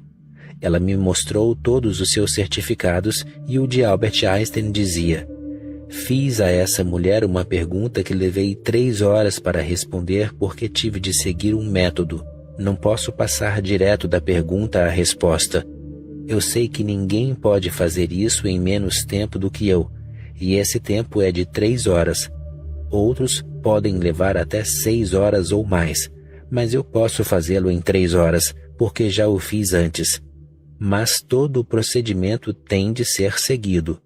Se você deixar de cumprir uma única etapa, os números eram tão grandes que ela precisou de todo o quadro negro para escrever a resposta. E antes mesmo que ele tivesse terminado a pergunta, ela começou a escrever a resposta. Einstein ficou impressionado, absolutamente impressionado, porque era impossível. Ele perguntou: como você consegue fazer isso? Ela respondeu: não sei como consigo fazer isso. Simplesmente acontece. Você me pergunta e os números começam a aparecer diante dos meus olhos, de algum lugar lá de dentro. Eu vejo 1, 2, 3 e apenas continuo a escrever. Essa mulher nasceu com a intuição funcionando, mas eu senti muita pena dela porque ela se tornou apenas um objeto de exposição. Ninguém se preocupou com o fato de uma mulher que nasceu com a intuição funcionando poder se tornar iluminada muito facilmente. Ela está simplesmente parada no limite. Um passo e ela se torna o máximo em consciência. Mas ela não está consciente, porque isso é apenas uma extravagância da natureza. Havia um rapaz, Shankaran, que puxava um rickshaw na cidade, e um professor de matemática, um inglês, que costumava tomar o rickshaw do rapaz para a universidade. Uma ou 2 vezes aconteceu de o professor estar pensando sobre um problema e o rapaz simplesmente olhar para ele e dizer: a resposta é esta. O professor não havia falado, ele estava apenas pensando, e o rapaz puxando o rickshaw, mas dissera: a resposta é esta. O professor ia para a universidade, resolvia todo o problema e ficava surpreso ao descobrir que a resposta era aquela mesmo. Quando aquilo aconteceu 2 ou 3 vezes, ele perguntou ao rapaz: como você faz isso? O rapaz respondeu: eu não faço nada. Apenas sinto você atrás de mim, preocupado, e alguns números começam a aparecer. Eu não tenho muita instrução, mas os números eu consigo entender. E vejo tantos números na sua mente, logo atrás de mim, uma linha, uma fileira, e então, de repente, alguns números aparecem na minha mente. Então, eu lhe digo que essa é a resposta. Eu não sei como acontece. Shankaran foi enviado a Oxford pelo professor, porque ele era ainda mais adiantado que aquela mulher Shakuntala. Era preciso fazer uma pergunta a ela, e então ela escrevia a resposta. Com o Shankaran, bastava apenas visualizar a pergunta na mente e ele escrevia a resposta. A intuição dele funcionava mais plenamente. Ele via tanto a resposta quanto a pergunta. Ele podia ler a mente das pessoas. E ele era ainda menos instruído, um homem tão pobre que puxava um rickshaw. Ele se tornou um fenômeno na história da matemática porque muitas perguntas que permaneciam sem solução havia séculos, ele resolveu, ainda que não soubesse dizer como. Ele dava a resposta, mas como julgar se a resposta estava certa ou errada? Levou muitos anos. Quando foi desenvolvida uma matemática superior, então puderam resolver o problema. Shankaran morreu, mas as suas respostas estavam certas. A intuição funciona num salto quântico. Ela não tem um procedimento metodológico, simplesmente vê coisas. Ela tem olhos para ver. Ela vê coisas em que você nunca nem mesmo pensou como coisas. Por exemplo, o amor. Você nunca pensou no amor como uma coisa. Mas um homem de intuição pode ver se existe amor em você ou não, se existe confiança em você ou não, se existe dúvida em você ou não. Ele pode ver tudo isso como se fossem coisas.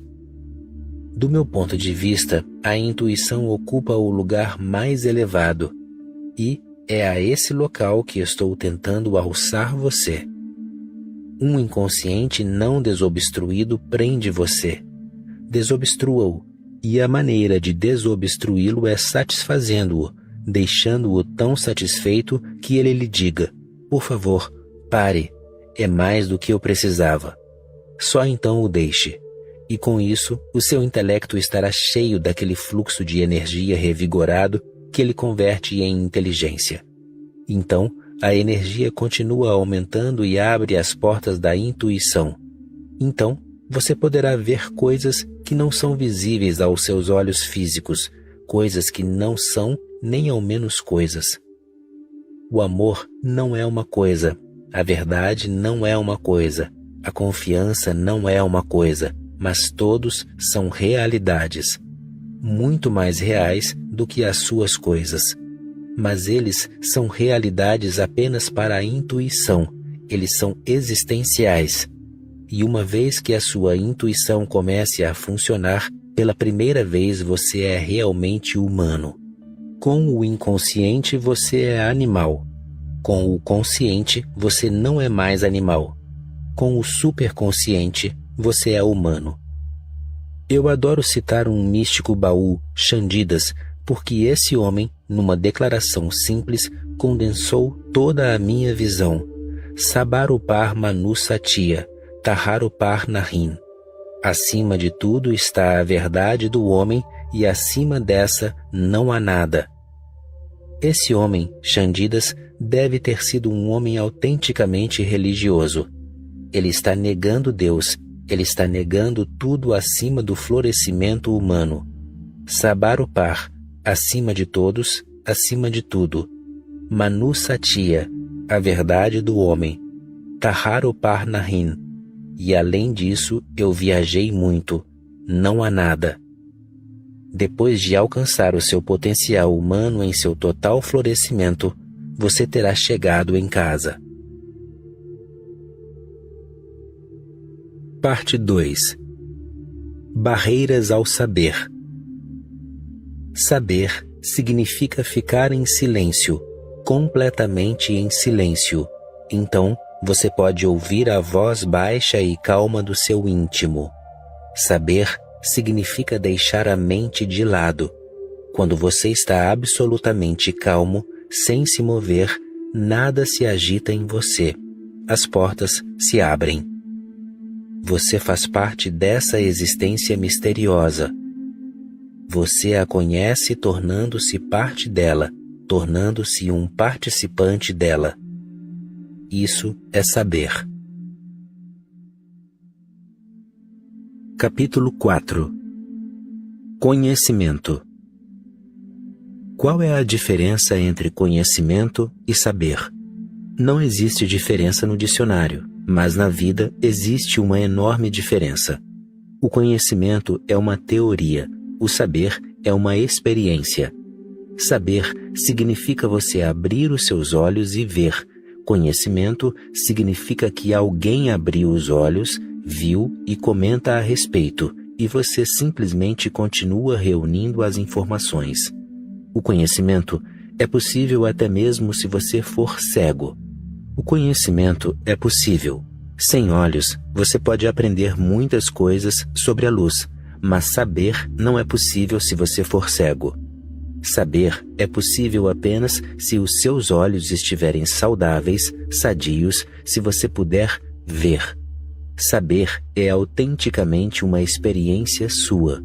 O conhecimento é postiço, falso. O conhecimento é uma praga, uma calamidade, um câncer. É por meio do conhecimento que o homem se torna separado do todo. O conhecimento cria a distância. Você encontra uma flor silvestre na montanha e não sabe o que ela é. A sua mente não tem nada a dizer sobre ela. A mente é silenciosa. Você observa a flor, vê a flor, mas nenhum conhecimento se manifesta em você. Existe a admiração, existe o mistério. A flor está ali, você está ali. Pela admiração, vocês não estão separados, vocês estão ligados. Mas, se você souber que aquela flor é uma rosa, um cravo ou outra qualquer, esse próprio conhecimento separa você. A flor está ali, você está aqui, mas não há uma ligação. Você conhece. O conhecimento cria uma distância. Quanto mais você conhece, maior a distância. Quanto menos você conhece, menor a distância. E se você estiver num momento de não conhecer, não existe distância. Vocês estão próximos. Você se apaixona por uma mulher ou por um homem. No dia em que você se apaixona, não existe distância.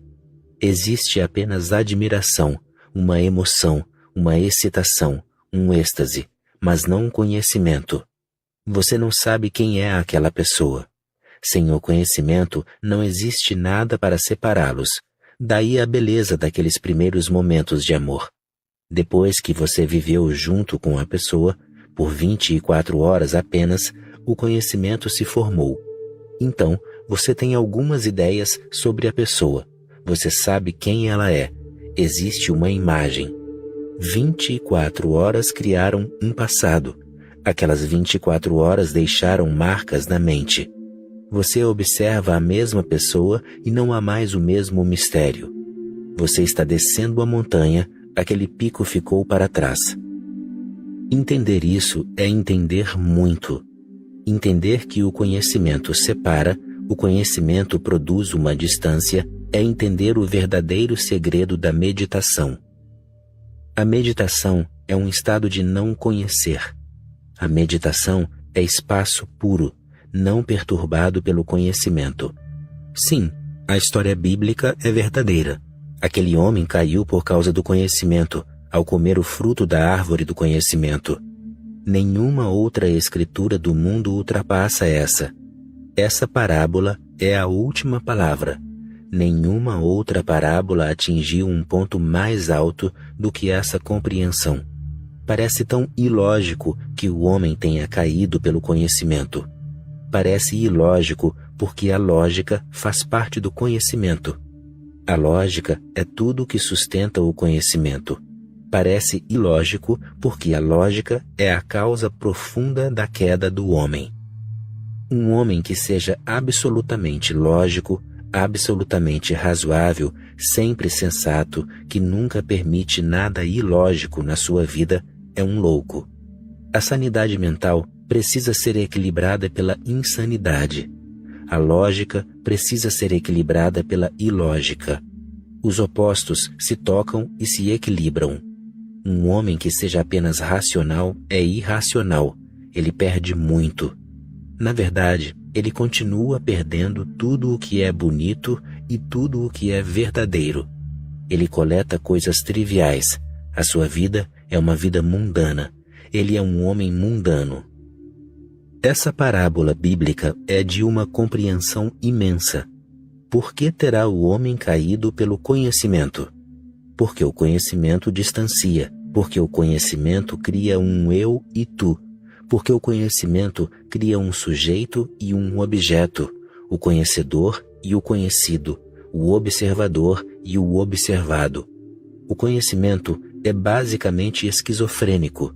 Ele cria uma separação e então não há maneira de unir ou ligar as partes. É por isso que quanto mais o homem torna-se culto, menos ele é religioso. Quanto mais instruído um homem, menor a possibilidade de ele se aproximar do todo. Jesus está certo quando diz: apenas as crianças serão capazes de entrar no meu reino. Apenas as crianças. Qual é a característica que uma criança tem e você perdeu? A criança tem a característica do não conhecimento, a inocência. Ela olha com assombro, admiração. Os seus olhos são absolutamente limpos, puros. Ela olha fundo, mas não tem preconceitos, não faz julgamentos, não tem ideias a priori. Ela não projeta, daí ela vira saber aquilo que é. A criança conhece a verdade, você conhece apenas a realidade mundana. A realidade é essa que você criou ao seu redor ao projetar, desejar, pensar. A realidade é a sua interpretação da verdade. A verdade é simplesmente aquilo que é. A realidade é o que você veio a entender. É a sua ideia da verdade. A realidade consiste de coisas, todas separadas. A verdade consiste de apenas uma energia cósmica. A verdade consiste de unidade. A realidade consiste de quantidade. A realidade é uma multidão. A verdade é integração. J. Krishnamurti disse: negar é silenciar. Negar o quê? Negar o conhecimento, negar a mente, negar essa constante ocupação do seu interior, criar um espaço desocupado. Quando você está desocupado, está sintonizado com o todo. Quando está ocupado, você saiu da sintonia. Daí, sempre que acontece de você poder manter um momento de silêncio, existe uma imensa alegria. Nesse momento, a vida tem significância. Nesse momento, a vida tem uma grandeza além das palavras. Nesse momento, a vida é uma dança. Nesse momento, se até mesmo a morte vier, ela será uma dança e uma celebração, porque esse momento não conhece nada além da alegria. Esse momento é alegre, é feliz. O conhecimento tem de ser negado, mas não porque estou dizendo isso, ou porque J. Krishnamurti o disse, ou porque Gautama Buda disse. Se você nega porque estou dizendo, então você vai negar o seu conhecimento e tudo o que eu estou dizendo irá se tornar o seu conhecimento no lugar disso. Você vai substituir isso. Então, tudo o que eu disser se tornará o seu conhecimento e você vai começar a se apegar a isso. Você abre mão dos seus antigos ídolos e os substitui pelos novos, mas é o mesmo jogo praticado com palavras novas, ideias novas, pensamentos novos. Então, como negar o conhecimento? Não com outro conhecimento. Apenas entender o fato de que o conhecimento cria uma distância.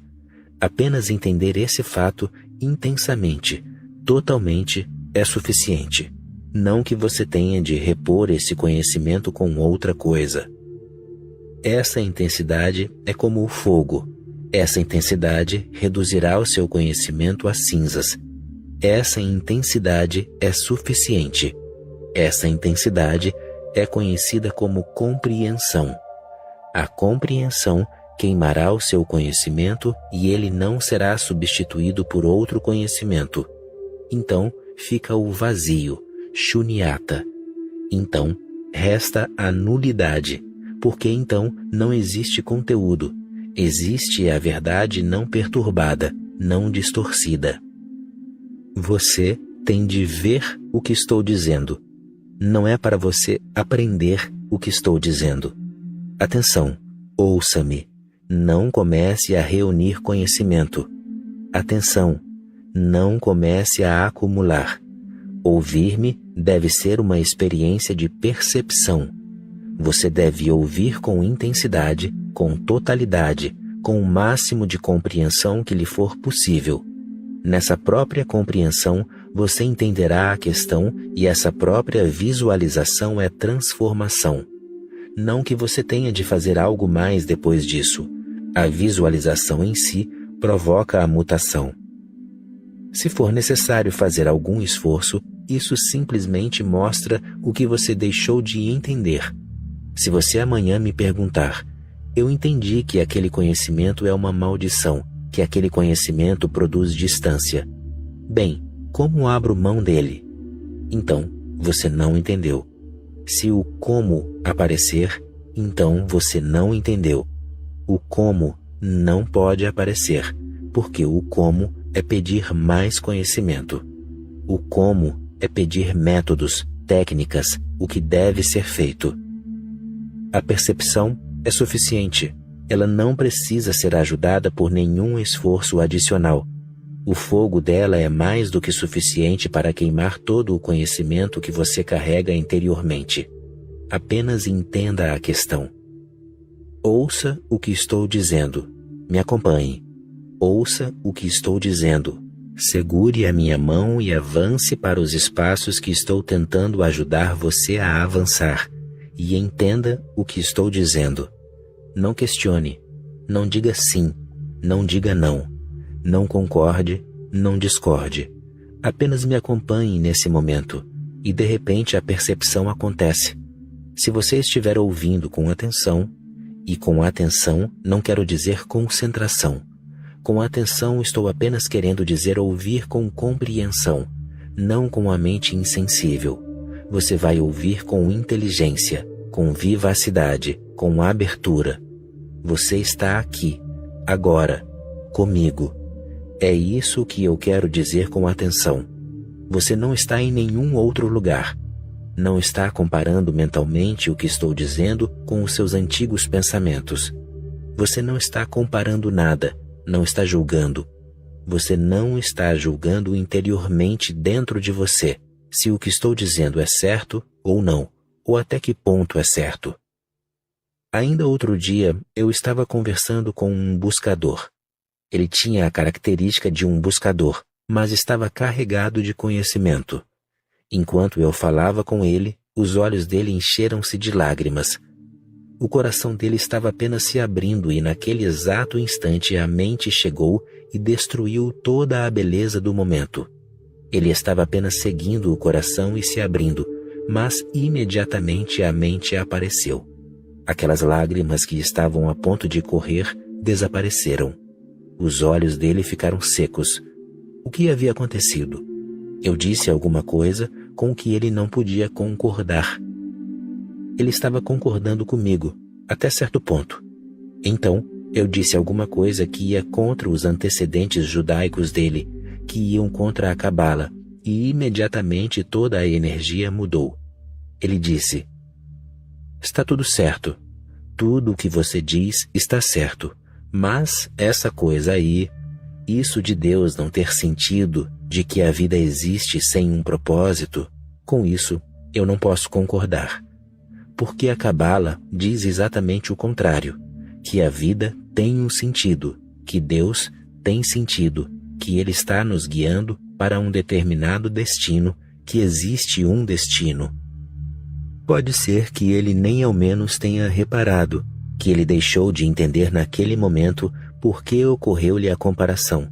O que a Cabala tem a ver comigo? Quando você estiver comigo, afaste todo o seu conhecimento sobre a Cabala, a Yoga, o Tantra, sobre isso e aquilo. Quando você estiver comigo, esteja comigo. E não estou dizendo que você deva concordar comigo. Lembre-se, não se trata de uma questão de concordar ou discordar. Quando você vê uma rosa, você concorda com ela ou discorda dela? Quando você vê o sol nascer, você concorda ou discorda? Quando você vê a lua no céu noturno, você simplesmente a vê. Quer você a veja, quer não veja, não se trata de uma questão de concordar ou discordar. Não estou tentando convencer você de nada. Não estou tentando converter você a uma determinada teoria, filosofia, dogma, a alguma igreja. Não. Estou simplesmente compartilhando o que aconteceu comigo e nesse próprio compartilhar, se você participar, pode acontecer o mesmo com você também. É contagioso. A compreensão transforma. Quando estou dizendo que o conhecimento é uma maldição, você pode concordar ou discordar, e você não entendeu. Você deve apenas ouvir, apenas entender, entrar no processo inteiro do conhecimento. Você pode ver como o conhecimento produz uma distância, como o conhecimento se torna uma barreira, como o conhecimento se interpõe, como o conhecimento aumenta e, na mesma medida, também a distância aumenta. Como a inocência se perde por intermédio do conhecimento, como a admiração se destrói, é mutilada, assassinada pelo conhecimento, como a vida se torna uma coisa insípida e aborrecida pelo conhecimento. O mistério se perde. O mistério desaparece porque você começa a ter a ideia de que conhece. Quando você conhece, como pode haver mistério? O mistério é possível apenas quando você não conhece. E lembre-se, o homem não aprendeu nada. Tudo o que acumulamos é apenas lixo, uma bobagem. O que é definitivo, supremo, eterno, permanece além do nosso alcance. O que conseguimos reunir são apenas fatos. A verdade permanece intocada pelo nosso esforço. E essa é a experiência não só de Buda, Krishna, Krishnamurti e Ramana. Essa é a experiência até mesmo de Edison, Newton, Albert Einstein. Essa é a experiência de poetas, pintores, dançarinos. Todas as grandes inteligências do mundo, sejam elas de místicos, de poetas, de cientistas, estão absolutamente de acordo em apenas uma coisa, que quanto mais conhecemos, mais entendemos que a vida é um mistério absoluto. O nosso conhecimento não destrói esse mistério. Apenas as pessoas estúpidas pensam que porque elas conhecem um pouquinho, então não existe mais mistério na vida. Apenas a mente medíocre se torna tão apegada ao conhecimento. A mente inteligente permanece acima do conhecimento. Ela usa o conhecimento, com certeza o usa.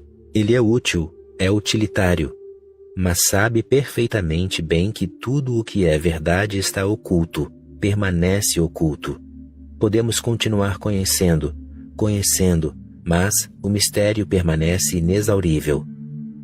Ouça com atenção, com compreensão, plenamente. E na própria visão você vai entender alguma coisa. E isso que entender vai mudar você. E não pergunte como. É esse o significado quando Krishnamurti diz: negar é silenciar. A compreensão nega. E quando algo é negado, nada é colocado em seu lugar. Algo foi destruído e nada foi colocado em seu lugar. Existe o silêncio porque existe espaço. Existe silêncio porque o antigo foi jogado fora e o novo não chegou. Esse silêncio Buda chama de Shunyata. Esse silêncio é vazio, nada. E apenas esse nada age no universo da verdade. O pensamento não pode agir lá. O pensamento trabalha apenas no mundo das coisas, porque o pensamento é também uma coisa, sutil, mas também é